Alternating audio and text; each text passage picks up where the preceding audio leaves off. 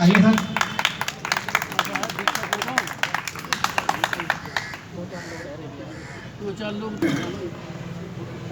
आदर के योग्य हमारे सम्मानित उपासक उपासिकाओं, भारतीय बौद्ध महासभा के रिप्रेजेंटेटिव और स्टेज पर बैठे सभी सज्जन पुरुषों, उपासक उपासिकाओं, बहनों, बेटियों, ये बड़ा सौभाग्य का दिन है कि इस बस्ती में आपने इस तरह का आयोजन रखा।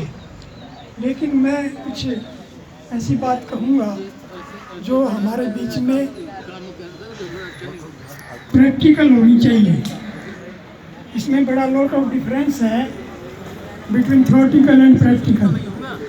हम प्रैक्टिकल से बहुत दूर हैं और क्योंकि हम जिससे अटैच हैं परिवार में, उनसे हम बहुत जुदा हैं, बहुत दूर हैं।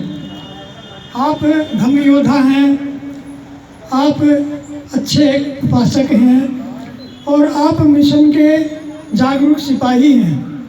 अगर आपको इस बात को तहे दिल से स्वीकार करते हैं तो आपको धम्म के क्षेत्र में बहुत कार्य करना पड़ेगा और अपने जीवन को धारण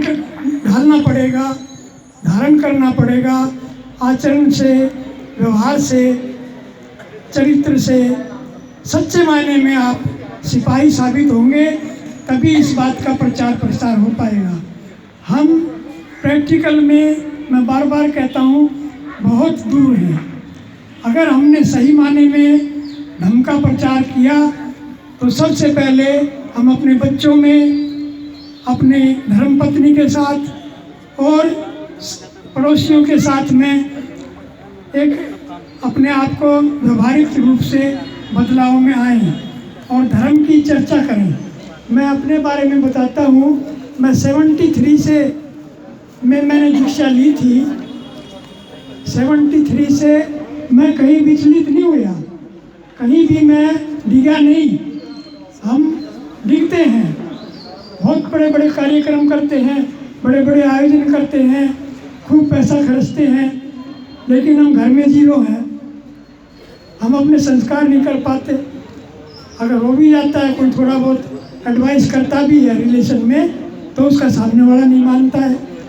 तो हमारी जो है वहाँ खंडित हो जाती है, हमारी प्रयास, हमारी मेहनत सब बेकार चली जाती है। तो साथियों, मैंने अपने 5 बच्चों को धर्म के अनुसार मैंने शादी करी। हालांकि वो बौद्ध नहीं थे, फिर भी मुझसे कन्वेंस हुए। मेरे जितने भी परिवार के बच्चे जन्मे, बनते मिल गए तो ठीक है, बहुत अच्छी बात है। अगर नहीं मिले तो मैंने स्वयं उनके नामकरण किए और सब बच्चों के साथ में बौद्ध और गौतम लगा हुआ है। मैं राम कुमार बौद्ध बख्तियारपुर से हूँ। CPWD में मैंने नौकरी किया है। 3 में मैं रिटायर हो गया था और मैं कहीं प्रोग्राम में गया तो धम्म के प्रोग्राम के सिवा मैंने दूसरे प्रोग्राम में दस्तखत नहीं दिया। बहुत बढ़िया। इसलिए मैं कहता हूँ, आप पक्के बनिए, कच्चे मत रहिए, डुप्लीकेट मत बनिए, असली बनिए।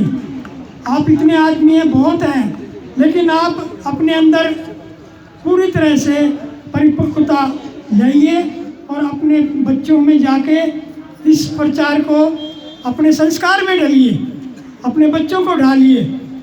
हम अपने बच्चों को ही नहीं वो कर पाए हैं अभी तैयार का। पूरी मैं मिसाल देव मुकंदपुर का, वो BSP में भी जाता है और अपने इसमें समता सैनिक दल में भी है।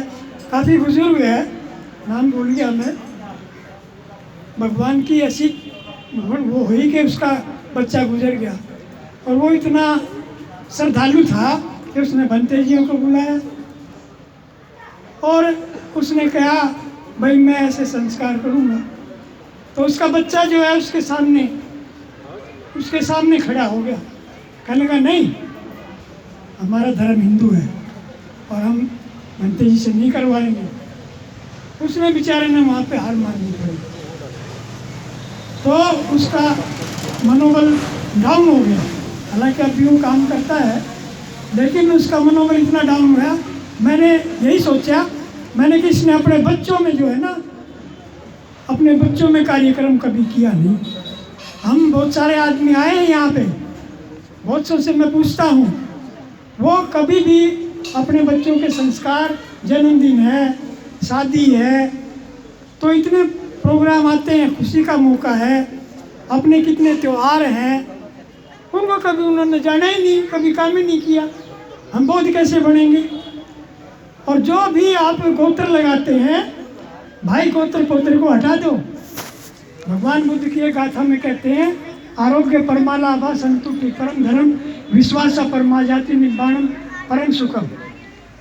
अगर हम कोई भी गोत्र, जाति गोत्र से, कबीर की भी यही वाणी कहती है कि गोत्र जाति जब तक है तो आप भक्ति नहीं कर सकते, आप अच्छे इंसान नहीं बन सकते, सदाचारी नहीं बन सकते, मानवता की बात नहीं कह सकते, राष्ट्र देश भगत नहीं हो सकते, राष्ट्र सेवक नहीं बन सकते।